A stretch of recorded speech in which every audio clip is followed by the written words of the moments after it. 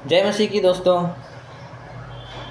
Bible में बताया गया है कि हवा को पकड़ो। तो क्या हम हवा को हर समय पकड़ सकते हैं? यह पॉसिबल नहीं है, क्योंकि वह एक जगह स्थिर रहता ही नहीं है। और वह पहली बात है, वह दिखाई नहीं देती है, उसे सिर्फ महसूस किया जाता है। तो बाइबल में जो यह वर्णित है, यह बात कि वायु को पकड़ो, तो इसका ताल्लुकात हमारे मन से है कि इंसान एक जगह से दूसरे जगह भटकते रहता है, और जब घर के अंदर रहता है या ज़्यादातर कहीं स्थिर रहता है तो उसके अंदर पवित्र आत्मा का वास या कोई चीज़ इंसान जब ठहरा हुआ रहता है तो वह चीज़ महसूस नहीं होता है। लेकिन जब वह चलने शुरू करता है, थोड़ा भी मूव करता है, तो वह उसके दायरे पे आ जाता है। बोलने का मतलब यही है, आप लोग समझिए कि जैसे ही हम लोग घर से निकलते हैं या कोई गाड़ी में, रेलगाड़ी या हवाई जहाज़ पे रहते हैं, उस समय हमारा मन हृदय खुला हुआ रहता है, हमारा आत्मा। उस समय हम प्रभु से पूरी तरीके से कनेक्टेड रहते हैं, चाहे हम उसकी स्तुति करें चाहे ना करें। या आप लोग समझ लीजिए, क्योंकि यह हम लोग उसके बेटा बेटी है। इस वजह से जब हम रुके हुए रहते हैं, घर में ठहरे हुए रहते हैं, मान लीजिए अगर कोई प्रभु को जानता भी नहीं है, तो उसके मन में अजीब वो तरह की भावनाएं उत्पन्न होती है। वह इधर उधर होते रहेगा, मंडराते रहेगा। तो यही होता है, मन की भावना। शरीर तो रहता है, उसके अंदर के जो मन है वह हमेशा हलचल ही होते रहता है। उसी के वजह से इंसान इधर उधर भटकते रहता है। पर उसके लिए मेडिटेशन ज़रूरी है, पवित्र आत्मा की अगुवाई ज़रूरी है। जिन्होंने संयम किया है वह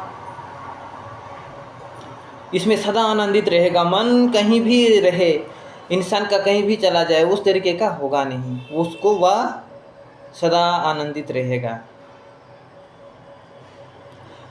और यहाँ जो वायु की बात हुई है, यह वही वायु है जो एक छोटी सी झोपड़ी से बहती हुई गांव की गलियों में, बाग में बहती हुई और महलों में बिल्डिंगों से होती हुई वह एक स्थान से दूसरे स्थान से बहती रहती है। वह पृथ्वी पे चक्कर लगाते रहती है।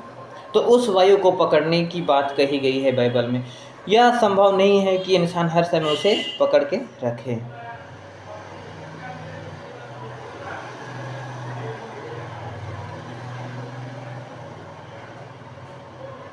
उसके बाद एक जगह और कहा गया है बाइबल में कि इस दुनिया में सब कुछ व्यर्थ है। ऐसा क्यों कहा गया है? ऐसा इसलिए कि हमारे पृथ्वी का जो हजारों लाखों साल होता है वह स्वर्गलोक पे एक दिन होता है। तो हम जैसे मनुष्य कितने आए कितने चले गए, हम लोगों ने कितना धन इकट्ठा किया, बहुत कुछ कमाए, लेकिन वह एक जगह इकट्ठा नहीं रह पाया। चाहे हम जितने भी कोशिश कर ले, जमा कर ले, वह जो भी पूंजी होगी वह हमको छोड़ के जाना पड़ेगा।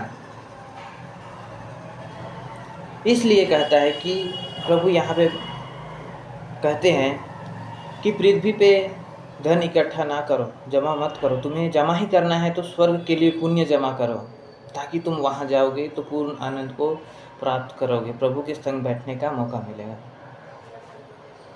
तो यहाँ मैं और एक बात बोलूँगा कि यह जो धरती है यह नश्वर है। ये हम सबको पता है कि यहाँ पे लोग जन्म लेते हैं, कुछ काम करते हैं, बड़े होते हैं, एक साथ रहते हैं परिवार में, फिर बूढ़े होने के बाद में चले जाते हैं। तो भारत देश में बहुत ही अच्छी तरीके से वर्णन किया गया है कि आत्मा को परमात्मा से जोड़ो, यानी कि उस परम पिता से जोड़ो। तो इंसान यहाँ काम करते करते अगर वह कुछ भी अपने ज़िंदगी में थोड़ा बहुत भी अच्छा कर्म करेगा तो वह परमात्मा से ज़रूर जुड़ेगा। वह होता है मरने के बाद। और जो मसीह में आ जाते हैं वह तो फिर कुछ बात ही अलग है, वह एक नई सृष्टि है। सभी जानते हैं, जितने भी भाई बहन हैं मसीह में जो आए हैं उन लोगों को पता है कि यीशु मसीह क्या है, हमें हमारे लिए किस वजह से आए हैं, ये सबको पता है। पर एक दो बात है, कुछ कुछ लोग सोचते हैं फिर भी हम आए हैं, काम जब करते हैं तो किसी के अंडर में रहना पड़ता है, वहाँ पाप करना पड़ता है। ये तो है, वो तो कुछ ना कुछ कमी रहेगा ही रहेगा इंसान के अंदर में, उतना मानना नहीं है। पर एक बात सही है कि पवित्र आत्मा की अगुवाई में हमें चलना ज़रूरी है और हमेशा उसके ऊपर सिर उठा के उसे ही देखना है, क्योंकि हमारा राज्य यहाँ नहीं है बल्कि स्वर्ग में है।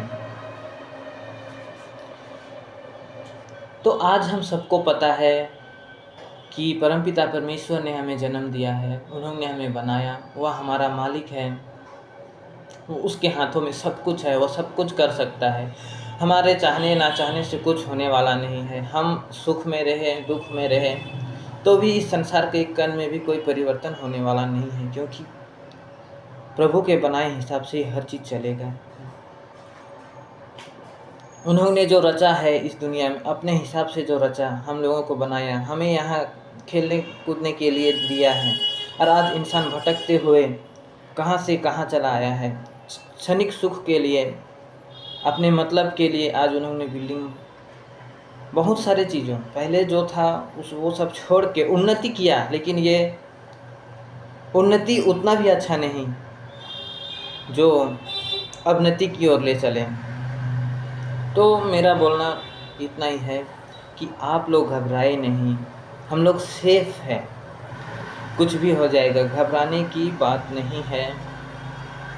जीते रहेंगे। अगर हम प्रभु को आज नहीं देख रहे हैं तो भी वह हमें देख रहा है और हमें सेव करके रखा है।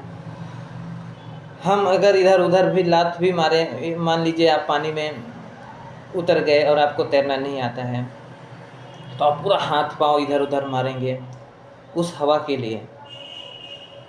जैसे ही आप निकलेंगे बाहर आपको रिलैक्स महसूस होगा, लेकिन प्रभु फिर भी है वहाँ पे। बस हम जानते नहीं थे तैरना, उस वजह से वहाँ घुस गए और हम तड़प रहे थे हवा के लिए। बाहर निकले, हवा मिला, हमें चैन मिल गया। बोलने का तात्पर्य यह है कि कभी भी बुरा मत देखो, बुरा मत सोचो और बुरा मत बोलो, क्योंकि प्रभु हमारे लिए दिन रात जागे हुए रहते हैं। वो ना कभी सोते हैं ना कभी ऊँघते हैं। तो आज दोस्तों हम एक साथ मिल के उच्च नीच के भेदभाव को छोड़ के, और जितने खासकर हम लोग मसीह लोग हैं वो लोग अगर एकता के साथ में जिए और चले, एक दूसरे का सहारा बन के चले, तो बहुत कुछ हो सकता है। जो होता है नदी का एक बांध जो होता है वो अकेले नहीं बांधा जाता है, वह सबों के मिल के होता है, तभी कोई चीज़ हासिल किया जाता है। टीम वर्क, हर जगह टीम वर्क होना ज़रूरी है। तो आज हम अगर मसीह में अलग अलग रहेंगे तो हम उतना नहीं बढ़ पाएंगे जितना कि अगर हम टीम में रहें तो कोशिश करेंगे। और साथ ही साथ हमारे पास तो वह पावन आत्मा, पवित्र आत्मा हमारे साथ हैं, स्वयं प्रभु यीशु हमारे साथ हैं, परमपिता परमेश्वर हमारी अगुवाई करते हैं। तो आज हमें घबराने की ज़रूरत नहीं है। जय मसीह की।